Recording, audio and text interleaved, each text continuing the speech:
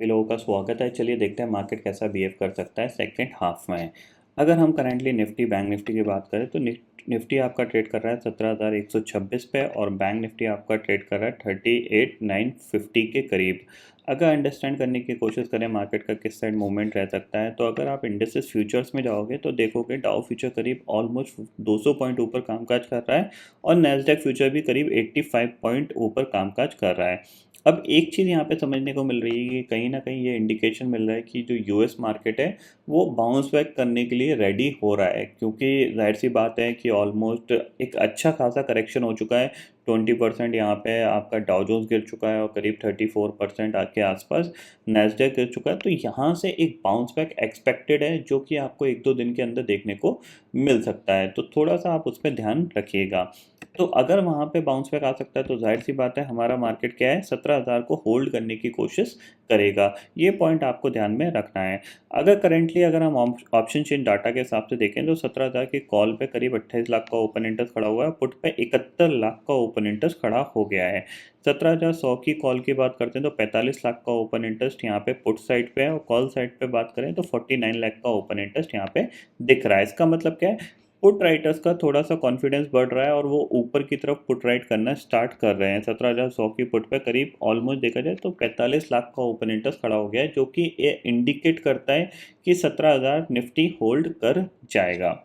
ठीक है। अगर आप समझने की कोशिश करोगे, ये देखो चार्ट पे हम देखते हैं तो चार्ट पे अभी मॉर्निंग में गैप अप खुला है, थोड़ी सी वॉलेटिलिटी क्रिएट हो रही है। अगर आपके लिए इंपॉर्टेंट सपोर्ट की बात करें तो ये जो लेवल है, जो कल की क्लोजिंग का लेवल है, ये आपके पास एक इंपॉर्टेंट सपोर्ट होगा, क्योंकि गैप अप खुला है तो हो सकता है गैप फिल करके फिर ये सपोर्ट लेके ऊपर बाउंस करे। और अगर हम अपने हाई के ऊपर यानी आज के हाई के ऊपर सस्टेन कर गए, 17,125 के ऊपर सस्टेन कर गए, तो फिर आपको निफ्टी अराउंड 17,300 तक भी जाता हुआ दिखाई दे सकता है। तो ये पॉइंट, ये लेवल की जगह आप ये लेवल मार्क कर लीजिए जो कि ये है। ठीक है, 17,200 का 200 निकलेगा तो हम एक्सपेक्ट कर सकते हैं 17,300 तक की रैली। अदरवाइज ये फिलहाल जो दिख रहा है वो इसी चैनल के अंदर ये कामकाज करता दिखाई देगा कि नीचे इसको यहाँ पे कहीं सपोर्ट मिलने की कोशिश करे होगी। अराउंड 17,600 16,980 भी इसके लिए एक सपोर्ट का काम कर सकता है। अगर 16,980 के नीचे सस्टेन करेगा तभी हम यहाँ पे कोई सेलिंग की बात करेंगे, ये चीज़ आप क्लियरली समझ लीजिए।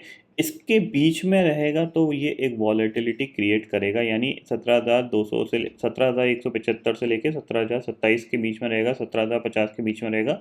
तो ये एक वॉलेटिलिटी क्रिएट करेगा और वॉलेटिलिटी में आपको थोड़ा सा बच के रहना है, क्योंकि ये नीचे जाएगा फिर थोड़ा सा रिकवर होके ऊपर आ जाएगा। तो ये पॉइंट आपको ध्यान में रखना है। ठीक है। तो अराउंड अगर आपको 17,000 के आसपास मिल रहा है निफ्टी, तो आप एक बार बाय करके काम कर सकते हो। स्टॉप लॉस आप लगा लीजिएगा 16,970 का।